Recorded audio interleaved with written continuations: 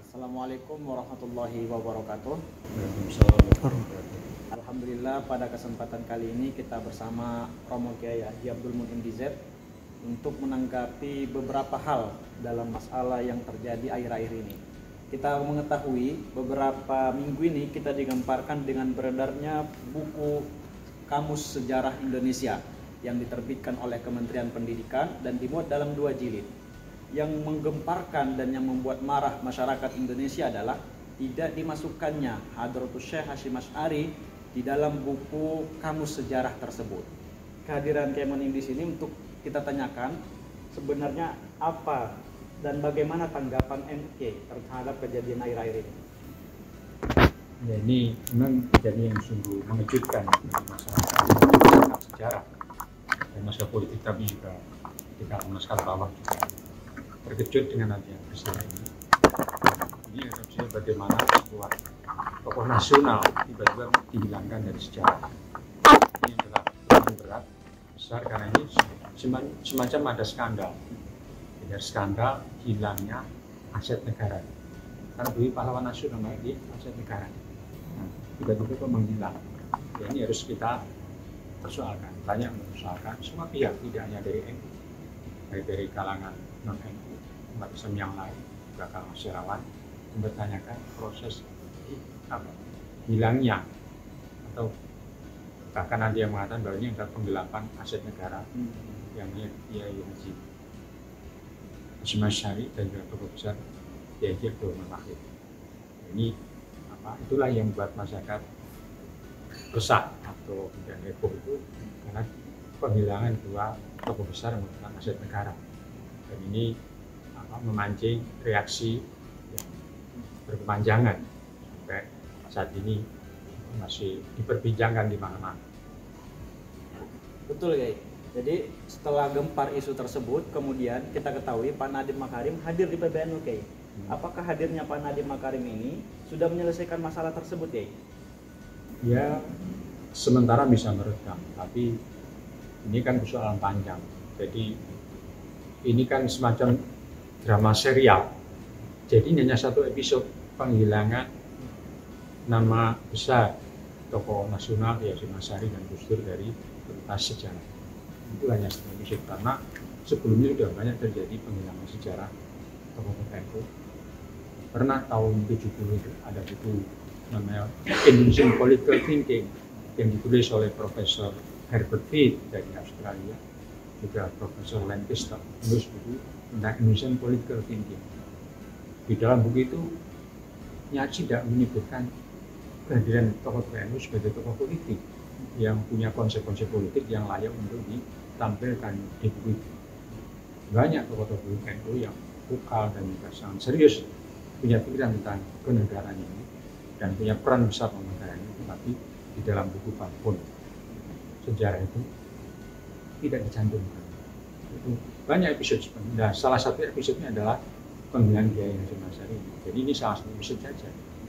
Nah, Nadiem ini sebenarnya tidak ikut bersalah. Dia tidak perlu minta maaf karena dia tidak bersalah.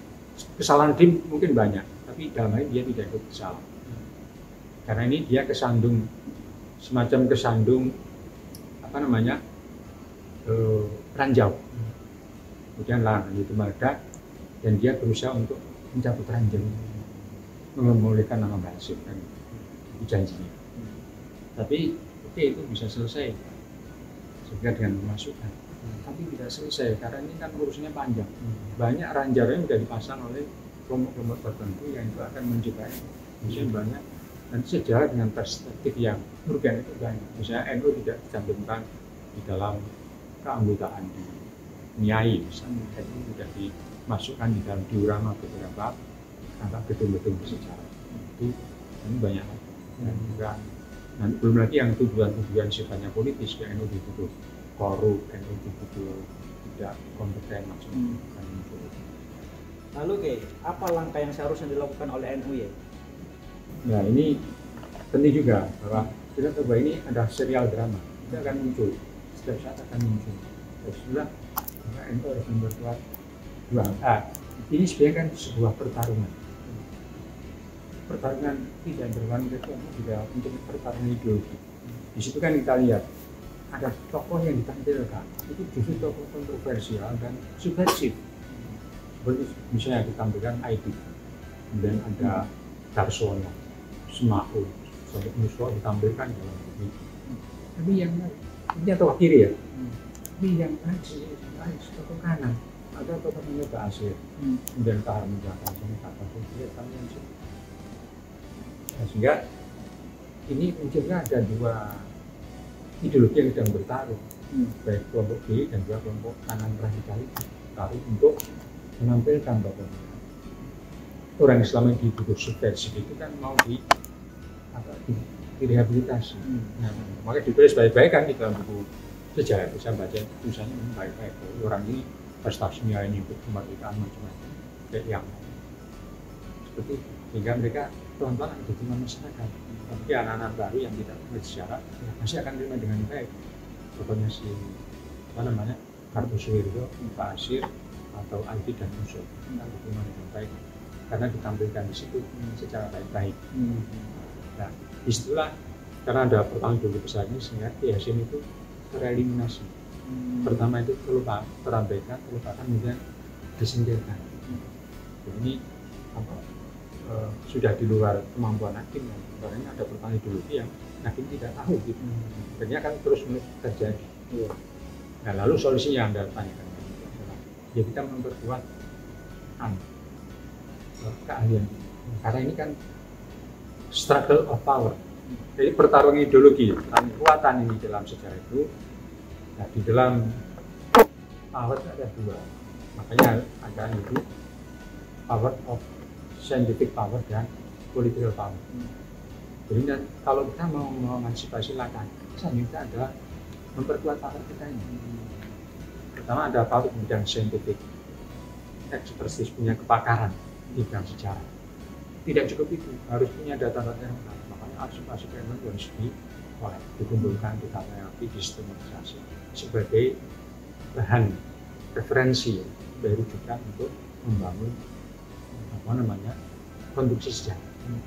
Terus rantar data, kalau mereka punya data, kita punya data ini, kekuatan data, kekuatan nalar, perlu ahli sejarah yang enggak. Itu aja tidak cukup kekuatan intelektual, kekuatan akademik itu harus ada. Selain ada scientific power, kita harus butuh sejarah, ada punya ahli. Itu belum cukup, harus ada political power. Itu kan kita akan mendesakkan hasil-hasil kajian kita, temuan kita, konstruksi kita itu ke tengah publik dan ke pemerintah. Political power yang akan nanti memperkuat posisi kita berhadapan dengan power-power yang lain. Nah, ini contohnya. Bagaimana dulu NU di dalam sejarah itu tidak ditulis.